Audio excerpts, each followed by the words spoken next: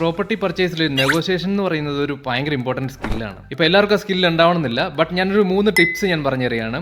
അപ്പോൾ ഈ 3 ടിപ്സ് നിങ്ങൾക്ക് ഫോളോ ചെയ്ത് കഴിഞ്ഞാൽ നിങ്ങൾക്ക് നല്ല രീതിയിൽ നെഗോഷിയേറ്റ് ചെയ്യാൻ പറ്റും. ഈ 3 ഈസി ടിപ്സ് വെച്ചിട്ട് ഞാൻ ക്ലയൻസിന് പ്രോപ്പർട്ടി വാങ്ങുമ്പോൾ ഞാനിപ്പോൾ ഏകദേശം ഒരു $1000s ഈച്ച് പ്രോപ്പർട്ടിയിൽ ഞാൻ നെഗോഷിയേറ്റ് ചെയ്ത് വാങ്ങാറുണ്ട്. ഫസ്റ്റ് ടിപ്പ് എന്ന് പറയുന്നത് CMA വാല്യുവേഷൻ, അതായത് കമ്പയറബിൾ മാർക്കറ്റ് അനാലിസിസ്. ഇപ്പോൾ നമുക്കൊരു പ്രോപ്പർട്ടി ഇഷ്ടപ്പെട്ടിട്ടുണ്ടെങ്കിൽ നമ്മുടെ തൊട്ടടുത്ത സ്ട്രീറ്റിലോ അല്ലെങ്കിൽ ഒരു 1 കിലോമീറ്റർ റേഡിയസിലോ സിമിലർ കോൺഫിഗറേഷനുള്ള പ്രോപ്പർട്ടീസ് എത്ര പ്രൈസിനാണ് സെല്ലായിരിക്കുന്നതെന്ന് നമ്മൾ കറക്റ്റായിട്ട് നമുക്കിപ്പോൾ ഡൊമൈനിലോ റിയൽ എസ്റ്റേറ്റിലോ ഒക്കെ നോക്കിയാൽ കറക്റ്റായിട്ട് അനലൈസ് ചെയ്യാൻ പറ്റും. ഇതൊക്കെ നമ്മളൊന്ന് നോട്ട് ചെയ്ത് വെച്ചിട്ട് നമ്മുടെ പ്രോപ്പർട്ടി ആയിട്ടൊന്ന് കമ്പയർ ചെയ്യുക. അപ്പം നമുക്ക് ഏകദേശം ഒരു ധാരണ കിട്ടും.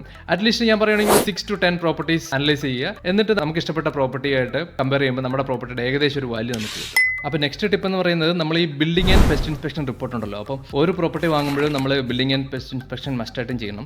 അപ്പോൾ ഇതിൽ കിട്ടുന്ന റിപ്പോർട്ട് അനുസരിച്ച് നമുക്ക് ഓരോ പോയിന്റ്സും ലിസ്റ്റ് ഡൗൺ ചെയ്തിട്ട്, even though it's a minor issue, നമ്മളത് ലിസ്റ്റ് ഡൗൺ ചെയ്തിട്ട് നമ്മൾ വെണ്ടറായിട്ട് അപ്രോച്ച് ചെയ്തിട്ട് ഇത്ര ഇഷ്യൂസ് നമുക്കുണ്ട്, ഇത് ഫിക്സ് ചെയ്യാൻ ഇത്ര എമൗണ്ട് ആവും, ഏത് they have to fix it or we have to negotiate, they have to reduce the price. So ഇത് നമുക്ക് എപ്പോഴും ഒരു ബെനിഫിറ്റ് ആണ്. എന്താണെന്ന് വെച്ച് കഴിഞ്ഞാൽ ലാസ്റ്റ് ടൈം ഞാനൊരു പ്രോപ്പർട്ടി വാങ്ങിയപ്പോൾ, ലാസ്റ്റ് മന്ത് ഒരു പ്രോപ്പർട്ടി വാങ്ങിയപ്പോൾ ഈ ബിൽഡിംഗ് ആൻഡ് പെസ്റ്റ് ഇൻസ്പെക്ഷൻ റിപ്പോർട്ടിനെ ബേസ് ചെയ്തിട്ട് തന്നെ $12,000 ആണ് എനിക്ക് നെഗോഷിയേറ്റ് ചെയ്യാൻ സാധിച്ചത്.